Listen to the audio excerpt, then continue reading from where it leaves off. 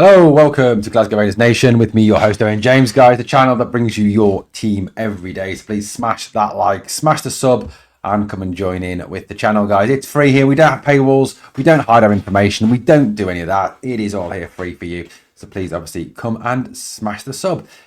Need to change the background because we are not live. We're not podcast living it. We are just making a video. We do have live podcasts for those who just found the channel. We do live streams as well. Right, let's talk a little bit about John Souttar. Now, John Souttar has, I think we can all say that John Souttar has been one of our best defenders this season. He's also excelled for the national team. He's played exceptionally well in all the Scottish games that he has participated in. He's done very well again for Rangers this season, and he brings an awful lot to the team. Very good aerially, dominates the game aerially. His aerial duels are in the 90th percentile. Not only that, but also very good at bringing the ball out from the back. A guy who will always put his body on the line for the team, who will get stuck in, who doesn't take a backward step. And yes, the guy has the odd mistake in him, and I think that's probably why he plays for Rangers. And, I think if he didn't, he'd be one of the top 6 English Premier League clubs. He is that good. However, he went off injured against Tottenham last Thursday, and it is now emerged from the manager making the statement before the cup final yesterday that John Souttar will be out for several weeks. This will be, it's just a really big blow for Rangers. It really is. I mean, given the fact that, this guy, I think, along with Big Leon, is our best centre-back. He is, definitely the leader at the back and has definitely taken over that role from sort of Connor Goldson since Connor Goldson has left. Now, the news that he's out for several weeks obviously represents a bit of a selection dilemma for Philippe Clement. Now, yesterday in the final, we saw Leon Balogun partner Robin Propper. And I think it's fair to say that Propper has really struggled domestically in Scotland. He's not looked clever at all. And, he has he wants too much time on the ball. He struggles with the physical element of the game.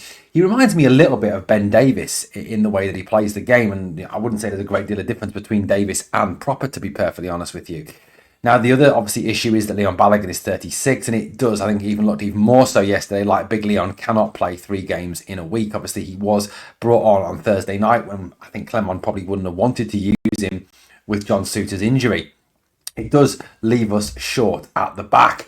So, what are our options there? What going forward can we do? I mean, obviously, I think the situation will be that for the foreseeable, we're going to have a partnership of Balogun and Propper, which does kind of worry me a little bit, especially given going if Souttar is not fit to return for the 2nd of January against Celtic at Ibrox.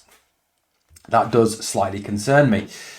I think we really did miss Souttar's presence yesterday, and I genuinely don't feel we would have conceded 3 goals yesterday had Souttar started at the back. Now, obviously, a lot of responsibility is going to fall on Captain James Tavernier to organise and to run the defence now as the most experienced member of that back 4. I know Propper is an experienced player, but doesn't have a lot of Rangers experience. What are the options? What other players do we have? Now, on the title slide, I put 3 players there: Leon King, Clinton and Tiala, and Dujon Sterling. I mean, Dujon Sterling perhaps appears as probably the most obvious candidate to start, as he was brought on at centre-back on Sunday. He has played a number of games at centre-back. And to be honest with you, he looks a very comfortable centre-back. He's good in the air. He's a big guy. He's a physical guy. He can bring the ball out. He can tackle. He can track runners. I think Sterling probably is the option there, which of course then leaves us short of right back, because obviously once, that means that Tavernier's got to then go to start every single game, and we saw that giving him a rest actually benefited him.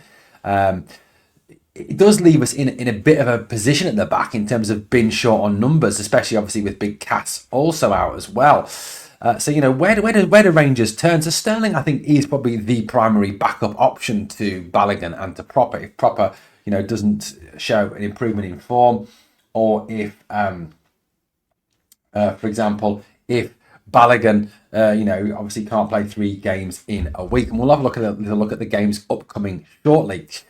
You've also got Leon King there. I mean, look, it does appear the manager doesn't really fancy Leon King because he hasn't really used him. He's been on the bench. He has been used at right back. We did see Leon King, the second half. Well, we saw Leon King during the Gio Michael Beale season. He was pretty much destroyed in the Champions League, I think pretty much because he was left to kind of just throw in the deep end there. He was got a very unfair run of things. However, towards the end of the season, I actually think he played quite well as a centre back. So King is an option, and look, I would actually like to see Leon King given some minutes, given some chances in the upcoming games. You look at the upcoming games, and it's not massively tough what is upcoming. Obviously, the third option is Clinton Nsiala, the young French lad that we bought from AC Milan, but he was very much sort of identified as being a project player. So someone I don't think that we're going to see anytime soon. Also, according to reports I've read, he hasn't really impressed for the B team yet, and he's kind of trying to adapt to Scottish football, which, as we know, is a big change from playing for AC Milan to coming over in Italy in their youth league. Yes, he was on the bench in the Champions League, but didn't actually get on, hasn't actually played Serie A football, has only played under 23 football in Milan. So obviously there is a big step up, but it is a worry, it is a concern at centre-back that we're putting all our eggs in two baskets, in the Proper and Balogun baskets. And as we've said, Proper has his issues. Balogun also can't play 3 games in a week. Now, if you look at what's upcoming over the month, now you would look at those 3 fixtures pre-Celtic and say, in the current way we're playing and the current form that we're in, that you wouldn't be particularly worried even at 2 away trips one to St Mirren and one to Fir Park, Motherwell. So Dundee at home comes on the 21st of December. That's the first game. And then it's away to St Mirren, away to Motherwell before the Celtic home game, and Hibs away on Sunday, the 5th of January. There's no real kind of timeline on John Souttar's injury. He just said several weeks. Now, if we're presuming several weeks, that may well rule him out for that Old Firm game, which is a major worry. I do think that centre-back is a position we need to address in January. I do think we need to make another purchase. The sooner the better, obviously, in January, given Souttar's injury. I think, Proper's not really proved himself over here. You go beyond Proper and Balogun, and you are struggling a little bit there. And like I said, Big Leon is a class act. I love Big Leon, don't get me wrong, and I think he can do a job. I just don't think he can play 3 games in a week. You therefore, then I said, turning to Sterling or turning to King. I don't think Nsiala is going to get a look in. I think Sterling is the primary option, but I think, looking at those 3 fixtures, there's no reason why you couldn't try Leon King at centre-back and give him an option to play there and see how he does. Because I think, Big Leon hasn't had or Little Leon, or whatever Leon you want to call him, hasn't had a fair crack at the whip yet. And I think he does need the opportunity to play. And like I said, at the end of the season, the Beal Geo season, he did not do that badly, I thought, towards the end of the season, and kind of grew into being a decent centre-back.